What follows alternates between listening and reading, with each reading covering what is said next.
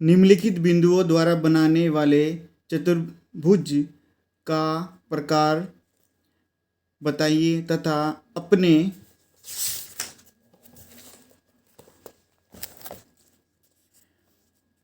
उत्तर के लिए कारण भी दीजिए।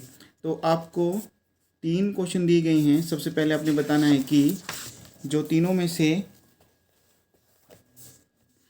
आपका कोई चतुर्भुज है कि नहीं है। अगर है तो आपने बताना है कि कौन सा है और आपने उसका कारण भी बताना है। चलो सबसे पहले पहला क्वेश्चन करते हैं जिसके अंदर हमें पॉइंट दिए गए हैं। तो मैं सबसे पहले एक बार आपको समझाने के लिए पॉइंट लिख रहा हूँ। -1 -2, दूसरा आपके पास है 1,0, तीसरा आपके पास है -1 और 2, चौथा आपके पास है -3 और 0। सबसे पहले एक हम बना लेते हैं रफ ग्राफ, जिसमें आपको आइडिया हो जाएगा कि हमारे पास चतुर्भुज बनेगा कैसे। ये हमारे पास x है, ये x डैश है, ये y है और ये y डैश है। यहाँ पर मेरे पास है 0,0।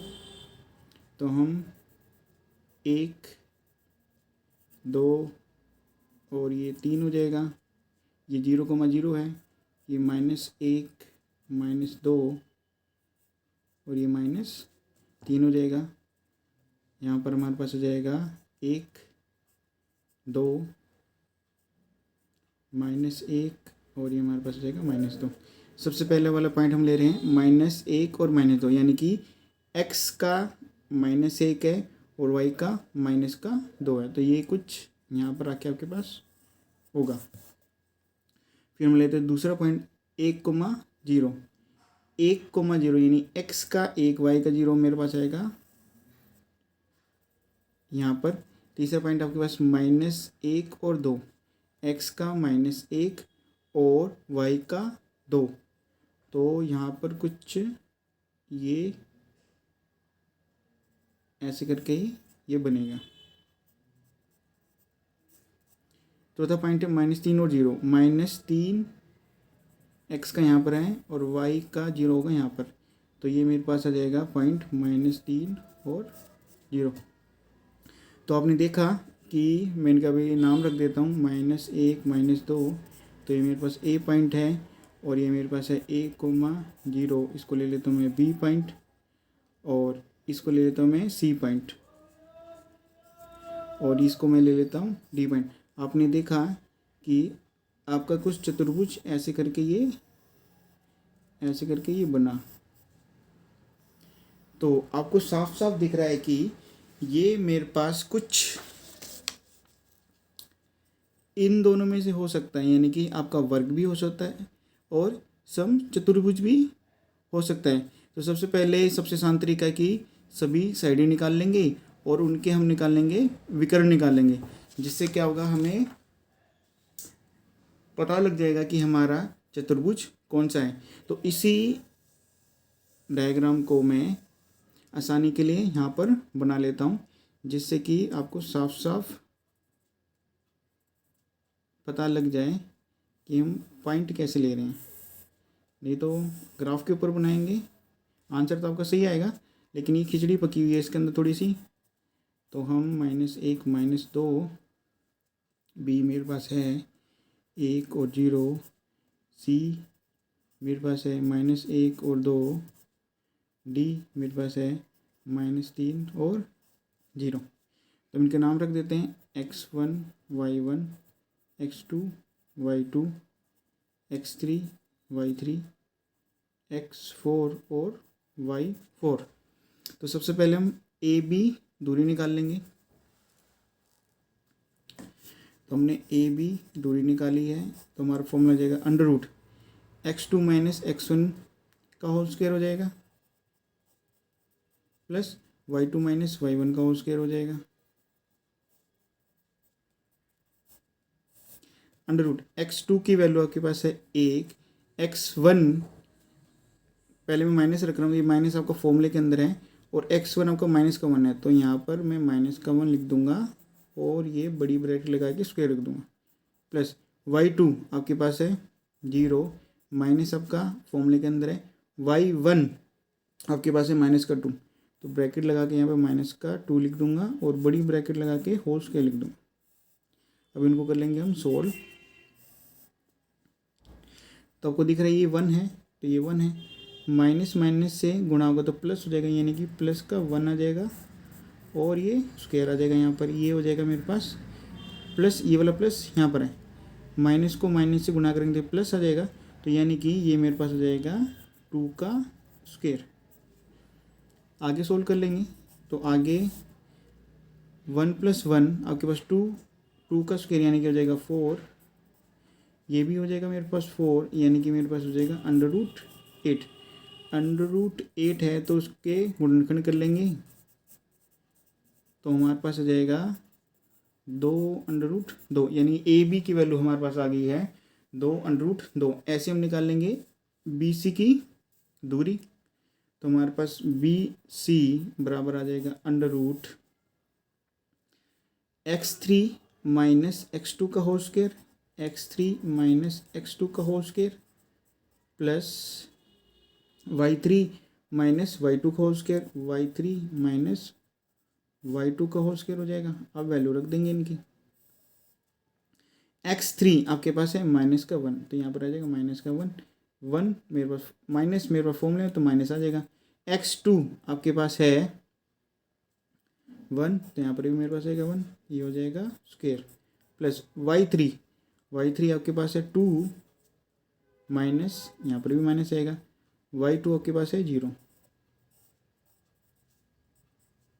तो सोल्व कर लेंगे, -1 और -1, तो ये -2 का होल स्क्वायर हो जाएगा और ये हमारे पास आ जाएगा 2 का स्क्वायर। सोल्व करेंगे तो -2 का स्क्वायर तो आपके पास हो जाएगा 4, यहाँ पर भी आ जाएगा 4, तो यहाँ पर भी आ जाएगा √8। तो हम सोल्व करेंगे √8 को, तो हमारे पास आ जाएगा 2√2। फिर निकाल लेते हैं हम सी डी की दूरी, यहाँ से लेकर यहाँ तक,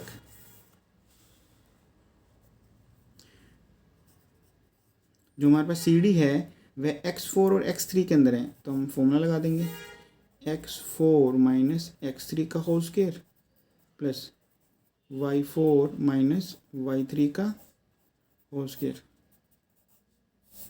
x4 आपके पास है -3, तो ये -3 हो जाएगा, माइनस x3 आपके पास है -1, तो ये मेरे पास हो जाएगा होल स्क्वायर प्लस y4 आपके पास है 0 और y3 आपके पास है 2, तो इनको कर लेंगे हम सोल्व। तो यहाँ पर मेरे पास -3 है, ये -3 होगा, माइनस माइनस से गुणा होगा तो प्लस हो जाएगा, यानी कि प्लस का 1 आ जाएगा, ये स्क्वायर हो जाएगा। तो यहाँ पर मेरे पास बचेगा -2 का होल स्क्वायर, तो यहाँ पर मेरे पास आ जाएगा 4।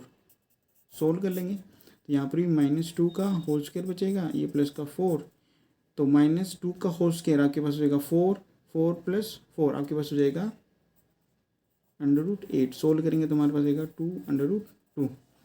ऐसे ही हम निकाल लेंगे ए डी की दूरी, हमारे पास फॉर्मूला बनेगा x4 और x1 के अंदर, तो हम यहाँ रख देंगे ए डी =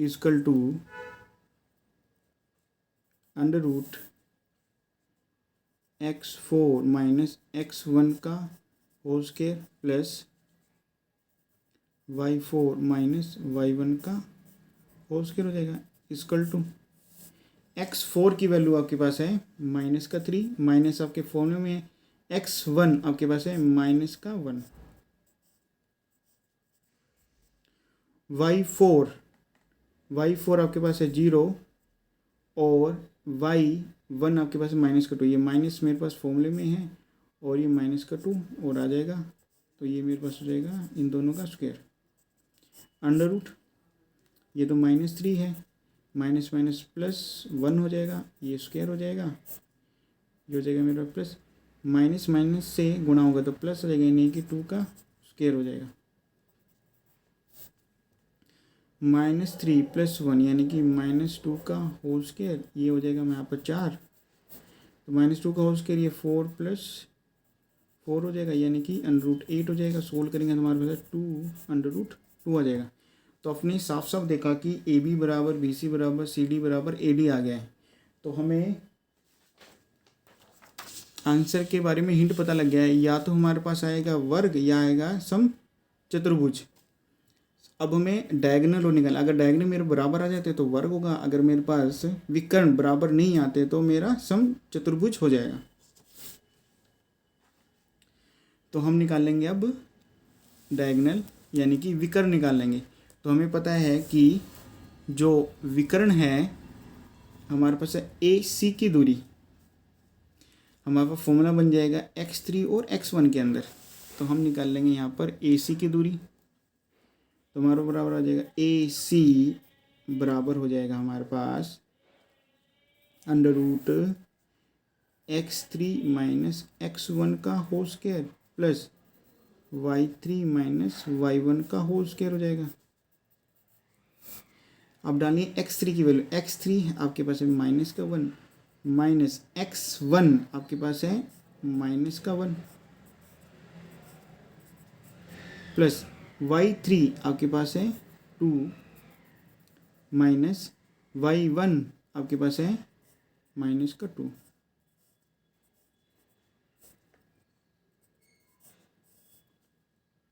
यहाँ पर -1 है, माइनस माइनस यहाँ पर प्लस हो जाएगा, ये मेरे पास आ जाएगा स्क्वायर। तो यहाँ पर प्लस है तो यहाँ पर भी आ जाएगा प्लस, यहाँ पर 2 है तो ये 2 है, माइनस माइनस से गुणा होगा तो प्लस हो जाएगा, ये आ जाएगा मेरे पास 2 का होल स्क्वायर। तो अब आगे भी इसको सोल्व कर लेंगे तो हमारे पास आ जाएगा, तो ये तो हमारे पास हो जाएगा 0 के बराबर। तो हमने देखा 2 और 2 4 हो जाएंगे, तो यहाँ पर मेरे पास आएगा √4 का स्क्वायर, √ से स्क्वायर कट जाएंगे, यानी कि मेरे पास AC विकर्ण आ गया है 4। ऐसे ही हम निकाल लेंगे BD विकर्ण निकाल लेंगे। हमारे पास फॉर्मूला बनेगा x4 और x2 के अंदर। तो हम यहाँ पर लिख देंगे BD √x4 माइनस x2 का होल स्क्वायर हो जाएगा प्लस y4 माइनस y2 का होल स्क्वायर हो जाएगा। तो ये मेरे पास आ जाएगा x4 की वैल्यू मेरे पास है -3, माइनस मेरे फॉर्मूले में x2 आपके पास है 1 प्लस y4 आपके पास है 0 और y2 भी आपके पास है 0। तो इसको कर लेंगे हम सोल्व। जब हम सोल्व करेंगे तो हमारे पास वैल्यू आ जाएगी, ये तो पूरी कट जाएगी, तो मेरे पास आ जाएगा -3 और मेरे पास आ जाएगा -1, यानी कि -4 का होल स्क्वायर करेंगे तो हमारे पास आ जाएगा √16। जब गुणनखंड करेंगे तो हमारे पास आ जाएगा 4, यानी कि BD बराबर भी हमारे पास आ जाएगा 4। तो आपने साफ साफ देखा कि जो हमारे पास है भुजा भी आपस में बराबर हैं और विकर्ण भी आपस में बराबर हैं, तो हमारे पास आंसर आ जाएगा वर्ग का। तो आपको कंडीशन पता है। इस पेज की वीडियो मैंने आपके डिस्क्रिप्शन के अंदर लिंक दिया हुआ है, आप वहाँ से इन्हीं सभी चतुर्भुजों को वहाँ पर समझ सकते हैं। तो आपको सभी भुजाएं बराबर हैं और विकर्ण भी आपके पास बराबर हैं, तो मैं वहाँ अपना आंसर मेन लिख सकता हूँ कि आपकी सभी भुजाएं बराबर हैं और विकर्ण भी बराबर है, तो हमारा आंसर आएगा वर्ग। तो मैं लिख सकता हूँ AB बराबर BC बराबर CD बराबर AD। यहाँ पर लिख सकते हैं हमारी सभी भुजाएं बराबर हैं और AC बराबर BD, हमारे दोनों विकर्ण भी बराबर हैं, तो हमारा आंसर हो जाएगा वर्ग।